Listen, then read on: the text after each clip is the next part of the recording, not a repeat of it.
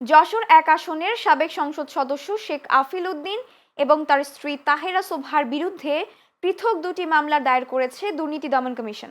তাদের বিরুদ্ধে প্রায় ৬২,৩১,০০,০০০ টাকার জ্ঞাত আয় বহির্ভূত অবৈধ সম্পদ অর্জনের অভিযোগ আনা হয়েছে।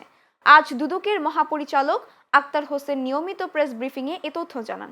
তিনি বলেন, সাবেক সংসদ সদস্য শেখ আফিল উদ্দিনের মাধ্যমে ১,৪৭,৮৯,৬৮৮ টাকার স্থাবর এবং ৪৩,৯৫,০০,০০০ টাকার অস্থাবর সম্পদ সহ মোট ৪৫,৪২,৯৮,০০০ টাকার সম্পদের তথ্য পাওয়া গিয়েছে। অন্যদিকে শেখ আফিল উদ্দিনের স্ত্রী মোসা তাহেরা সোবহার বিরুদ্ধেও অবৈধ সম্পদ অর্জনের অভিযোগে মামলা করা হয়েছে। তার নামে মোট ১৮,৫৫,৬৬,০০০ টাকার স্থাবর ও অস্থাবর সম্পদ পাওয়া যায়।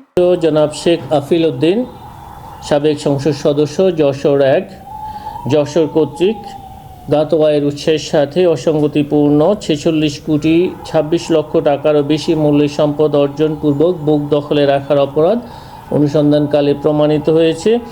এই কারণে তার বিরুদ্ধে দুর্নীতি দমন কমিশন আইন ২০০৪-এর ২৭(১) ধারায় মামলা রুজুর সিদ্ধান্ত গৃহীত হয়েছে।